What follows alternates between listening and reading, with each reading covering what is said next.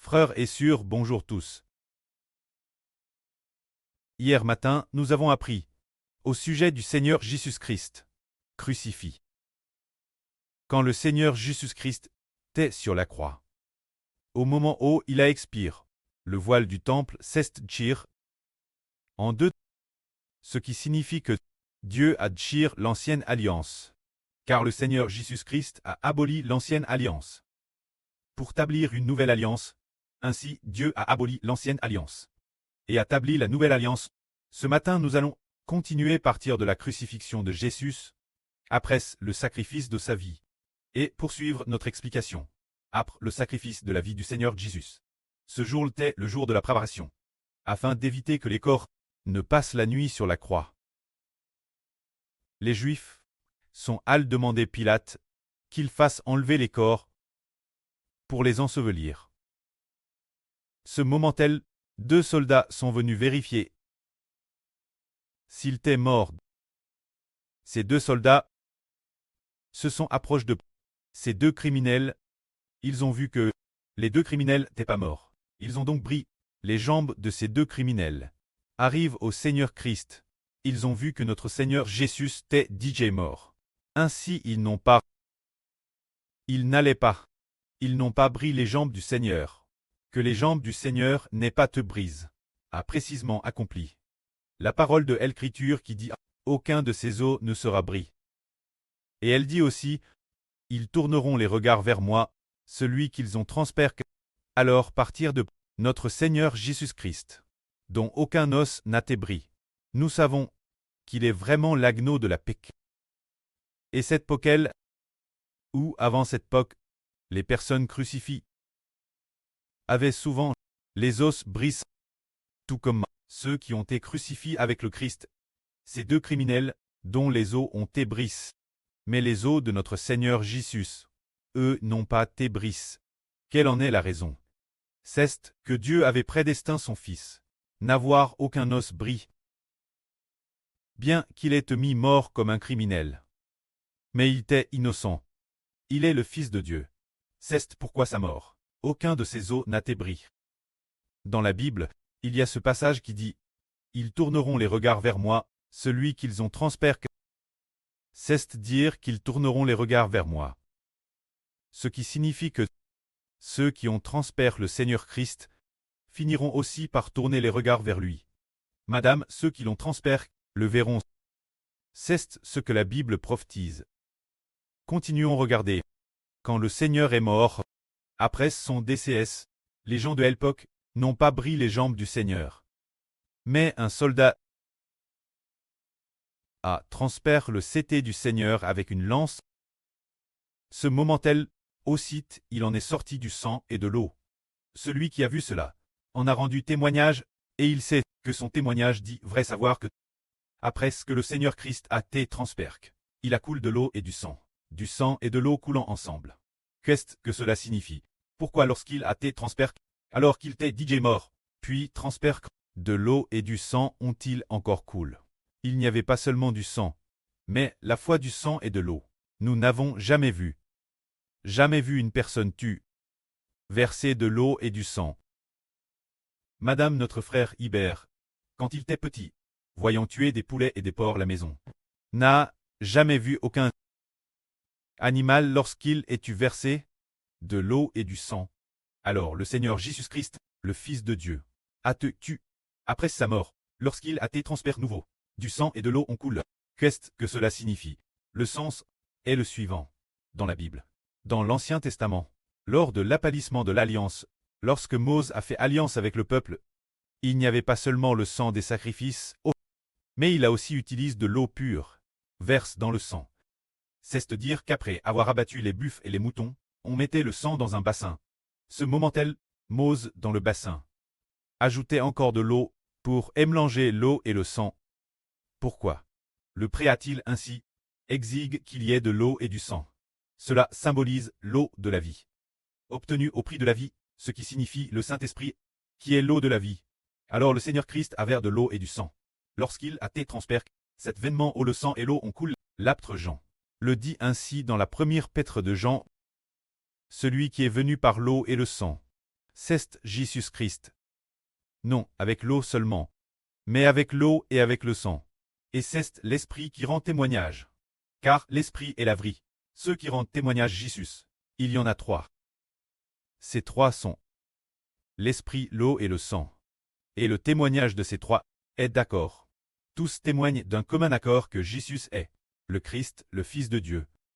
Cela enseigne que notre Seigneur Jésus-Christ, en venant, il n'a pas seulement vers du sang, mais il a aussi vers de l'eau, ce qui nous dit qu'il est le Créateur, le Fils de Dieu. Alors, puisque le sang et l'eau sont utilisés pour faire alliance, se dire qu'avec l'eau et le sang est répandu sur le peuple, c'est le sang de l'alliance. Cela nous dit que Jésus-Christ est le médiateur de l'alliance. C'est lui qui a vers le sang et l'eau.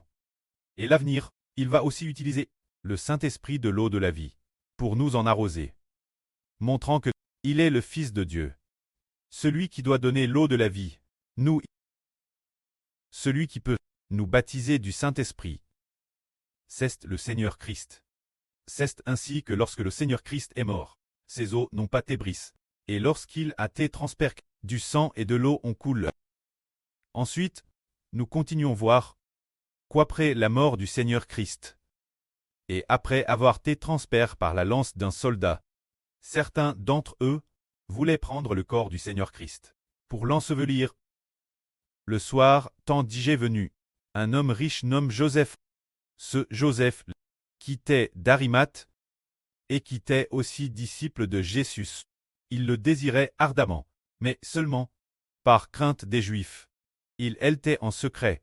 C'était un conseiller de distinction qui attendait aussi le royaume de Dieu. Il osa se rendre vers Pilate pour demander le corps du Seigneur Christ. Pilate donne d'apprendre que notre Seigneur était déjà mort. Alors, fut Thérèse surpris.